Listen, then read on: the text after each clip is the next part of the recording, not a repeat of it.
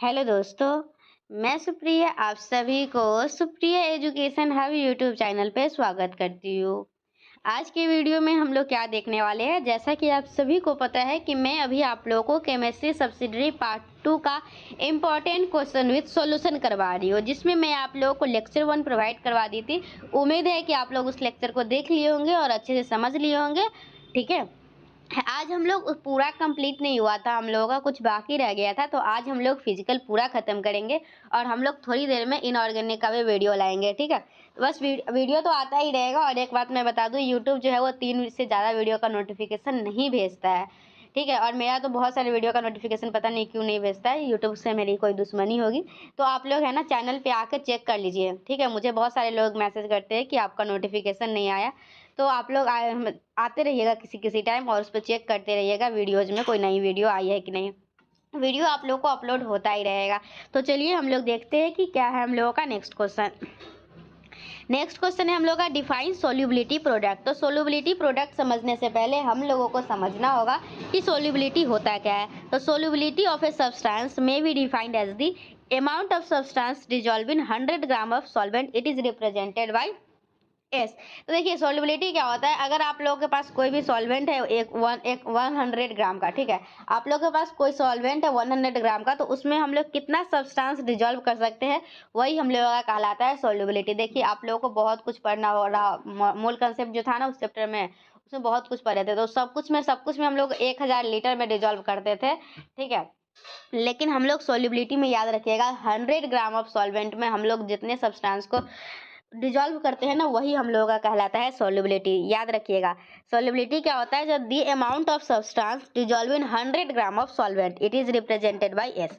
Solubility समझ गए, solubility of a substance क्या होता है। तो solubility of a substance may be defined as the substance dissolve in 100 gram of solvent, it is called solubility और it is represented by S. ठीक है, अब हम लोगों को सॉल्युबिलिटी प्रोडक्ट समझना है। ठीक है, तो हम लोग क्या समझेंगे, देखिए हम लोग का कोई भी एस्पेरिंगली सोलुबल प्रोडक्ट होगा। मान लीजिए हम लोग का कोई भी प्रोडक्ट रिएक्टेंट है ए बी, जो कि हम लोगों का किस में टूटा है, ए बी प्लस और बी माइनस में। ठीक है, तो हम लोगों का ए बी है और ए प्लस है बी माइनस, तो इसका सोल्युबिलिटी प्रोडक्ट कुछ इस प्रकार से डिफाइन होता है। देखिए कि आप लोगों का जो प्रोडक्ट का कंसंट्रेशन है वो ऊपर और जो रिएक्टेंट का कंसंट्रेशन है नीचे, इसी को हम लोग बोलते हैं सोल्युबिलिटी प्रोडक्ट। मतलब अगर हम लोग का कोई ए बी रिएक्टेंट है और इससे प्रोडक्ट बना है ए प्लस और बी माइनस, तो इसका अगर कोई बोलेगा सोल्युबिलिटी प्रोडक्ट लिखो तो क्या लिखेंगे, ए प्लस का कंसंट्रेशन इंटू बी माइनस का concentration divided by A B का कंसंट्रेशन। ठीक है, और आप लोगों का जो सोल्युबिलिटी है ना, सोल्युबिलिटी प्रोडक्ट, वो सिर्फ टेम्परेचर पे डिपेंड करता है। ठीक है, किस पे डिपेंड करता है, जो सोल्युबिलिटी प्रोडक्ट है वो सिर्फ टेम्परेचर पे डिपेंड करता है। तो the equilibrium constant for the dissolution of A sparingly soluble salt is the solubility product. तो क्या होता है, इक्विलिब्रियम कांस्टेंट होता है। ठीक है, इक्विलिब्रियम कांस्टेंट भी हम लोग इसी तरीके से लिखते हैं, इक्विलिब्रियम। ठीक है, equilibrium constant for the dissolution of sparingly soluble salt is the solubility product. तो सोल्युबिलिटी प्रोडक्ट समझ में आया आप लोगों का, ये कुछ नहीं है, इक्विलिब्रियम सॉरी इक्विलिब्रियम कांस्टेंट ही है, लेकिन ये एस्पेरिंगली सोलुबल साल्ट के लिए है। ठीक है, चलिए सोल्युबिलिटी प्रोडक्ट समझ गए। अब हम लोगों का नेक्स्ट क्वेश्चन क्या है, यहाँ देखिए, ये हम लोगों का क्वेश्चन है, टॉप 10 वाला क्वेश्चन है। तो हम लोग कंसंट्रेशन समझ गए, डिफाइन सोल्युबिलिटी प्रोडक्ट समझ गए। अब देखिए डिफाइन द फॉलोइंग, अब क्या सब ऑटो कैटेलिस्ट और हेट्रो क्या है, हेट्रो कैटेलिस्ट यही है। चलिए अब हम लोग ऑटो कैटेलिस्ट समझ लेते हैं। देखिए ऑटो कैटेलिस्ट क्या होता है, auto catalyst reaction is a reaction where a product itself act as a catalyst. Auto catalyst क्या होता है, जिसमें प्रोडक्ट जो है ना वो खुद कैटेलिस्ट की तरह काम करता है, उसको हम लोग ऑटो कैटेलिस्ट बोलते हैं। ठीक है, auto catalytic reaction is a reaction where a product itself act as a catalyst for the reaction। Example oxidation of solution of oxalic acid. ठीक है, जब हम लोग ऑक्सीडेशन करते हैं किसका, oxalic acid, by an acidified solution of potassium magnet. ठीक है, पोटेशियम पर मैग्नेट। तो ये आप लोग का एग्जाम्पल है oxidation of a oxidation of a solution of oxalic acid by an acidified solution of potassium magnet. देखिए ऑटो कैटेलिस्ट क्या होता है, जिसमें प्रोडक्ट खुद कैटेलिस्ट की तरह प्रयोग होता है, उसको ऑटो कैटेलिस्ट कहते हैं। और हेट्रोजेनियस कैटेलिस्ट क्या होता है, तो heterogeneous catalyst is a catalyst where the phase of a catalyst differ from that of the reactant और प्रोडक्ट। मतलब हम लोग जो हेट्रोजेनियस कैटेलिस्ट क्या होता है, ये एक ऐसा कैटेलिस्ट है जहाँ जो फेज होता है ना, फेज मतलब सॉलिड लिक्विड गैस जो होता है, कैटेलिस्ट का अलग होता है जो रिएक्टेंट और प्रोडक्ट का दिया हुआ है उसे। जैसे रिएक्टेंट का अगर उसका सॉलिड में है तो उसमें जो हम लोग लेते हैं ना कैटेलिस्ट, वो आप लोग का लिक्विड या गैस में रहता है। एग्जाम्पल के लिए oxidation of sulphur dioxide two sulphur trioxide in presence of platinum catalyst, ठीक है। तो हम लोग का हेट्रोजीनियस कैटेलिस्ट है। तो होमोजीनियस सॉरी ऑटो कैटेलिस्ट में क्या होता है, ऑटो कैटेलिस्ट में आप लोगों का होता है कि प्रोडक्ट जो है वो खुद कैटेलिस्ट की तरह यूज होता है। और हेट्रोजीनियस कैटेलिस्ट में क्या होता है, जो कैटेलिस्ट हम लोग यूज करते हैं ना, उसका फेज अलग होता है रिएक्टेंट और प्रोडक्ट से, ठीक है। चलिए देखिए नेक्स्ट क्वेश्चन क्या है आप लोगों का। मैं ये क्वेश्चन इसलिए आप लोगों को दिखा रही हूँ कि आप लोग ये ना बोले कि इधर उधर का कुछ भी बता दे रही हूँ। अब चलिए पहला नंबर क्वेश्चन हम लोग का कंप्लीट हो चुका है। पहला नंबर कंप्लीट है, दूसरा नंबर कंप्लीट है, तीसरा नंबर क्वेश्चन है। तीसरा नंबर क्वेश्चन क्या है, write short notes on any three of the following. पहला है इफ्लोरेसेंस, दूसरा हेस लॉ, तीसरा unit cell, Miller indices, triple point, calomel electrode. तो चलिए हम लोग समझते हैं बारी बारी से सब कुछ। और इस क्लास का नोट्स चाहिए होगा तो आप लोग मुझे कांटेक्ट करके ले सकते हैं। मुझे कांटेक्ट करना बहुत ही आसान है। मेरा टेलीग्राम आईडी है @सुप्रिया एजुकेशन हब 01। वहाँ पे कांटेक्ट कीजिए, बोलिए कि से हाँ मुझे आप जो पढ़ा रही थी केमिस्ट्री सब्सिडी का वो वाला मुझे नोट्स चाहिए पार्ट 2 का, तो मैं आप लोगों को दे दूंगी, ठीक है। इसके लिए आप लोगों को 50 रुपये पेमेंट करनी होगी। और आप लोगों को सिर्फ फिजिकल ही नहीं, फिजिकल इनऑर्गेनिक ऑर्गेनिक तीनों का दे दिया जाएगा।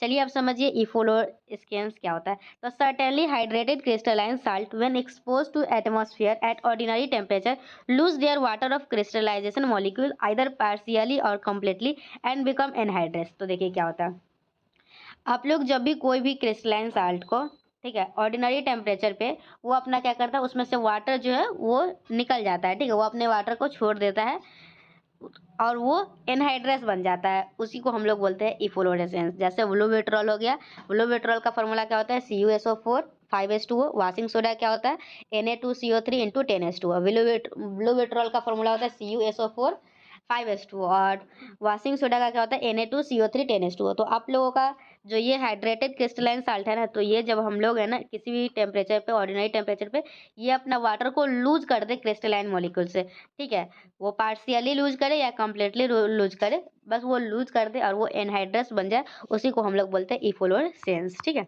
समझ में आ गया इफ्लोरेसेंस क्या होता है आप लोगों का। जब आप लोगों का सर्टेन हाइड्रेटेड क्रिस्टलाइन साल्ट, जैसे ये हो गया क्रिस्टलाइन साल्ट, हाइड्रेटेड है मतलब इसमें H2O का मॉलिक्यूल है। Certain hydrated crystalline salt when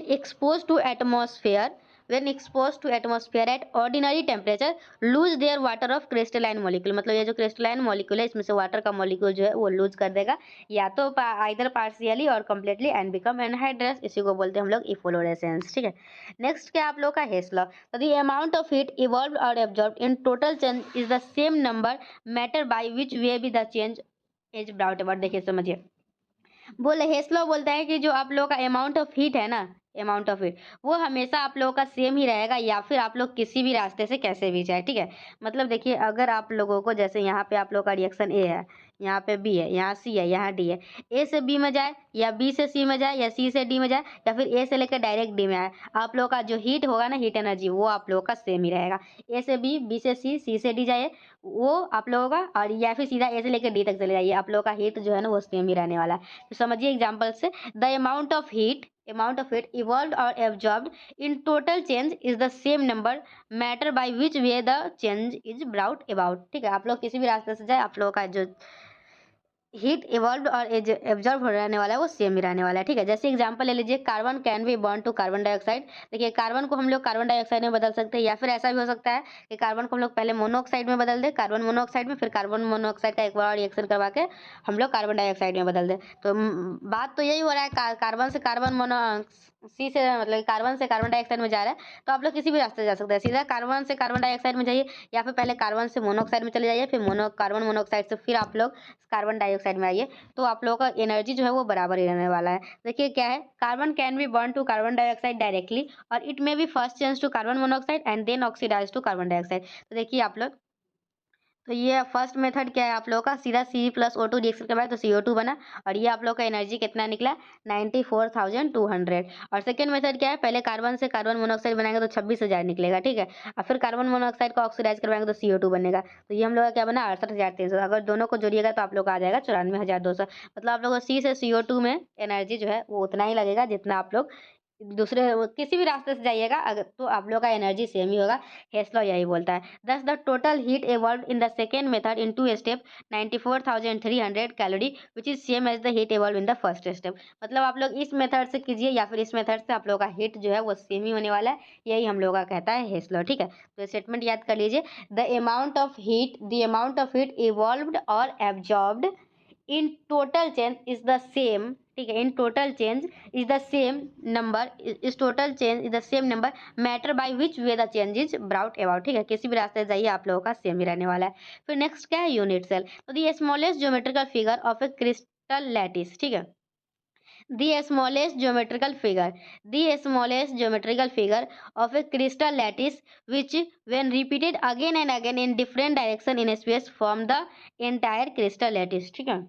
क्या होता है आप लोग का, the smallest geometrical figure, the smallest geometrical figure of a crystal lattice, क्या होता है, एकदम ऐसा स्मॉलेस्ट हम लोग का ज्योमेट्रिकल फिगर जिसको हम लोग बार बार रिपीट करके एक हम लोग क्रिस्टल लैटिस बना लेते हैं, उसी को हम लोग बोलते हैं यूनिट सेल। जो छोटा सा पार्ट होता है ना वो, देखिए जैसे हम लोग का ये है, इसको हम लोग रिपीट कर करके एक लैटिस बना लिए, तो ये जो छोटा सा पार्ट है यही हम लोग का यूनिट सेल कहलाएगा, ठीक है। तो देखिए यहाँ पे क्या लिखा गया हुआ है, दी स्मॉलेस्ट ज्योमेट्रिकल फिगर, ठीक है, सबसे छोटा smallest figure of a crystal lattice, the smallest geometrical figure of a crystal lattice which when repeated again and again, जो हम लोग which when repeated again and again जो कि हम लोग बार बार रिपीट करके उसको करते हैं, in different direction in space forms the in different direction, मतलब अलग अलग डायरेक्शन में उसको हम लोग रिपीट करते जाते हैं, और इससे हम लोग का क्या होता है, एक इंटायर क्रिस्टल लैटिस बन जाता है। इसी को हम लोग बोलते हैं यूनिट सेल, ठीक है।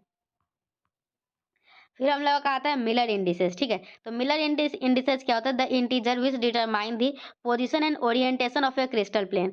मिलर इंडिसेस क्या होता है, मिलर इंडिसेस एक इंटीजर है जो कि डिटरमाइन करता है किसको, पोजीशन और ओरिएंटेशन को of a crystal plane. The integer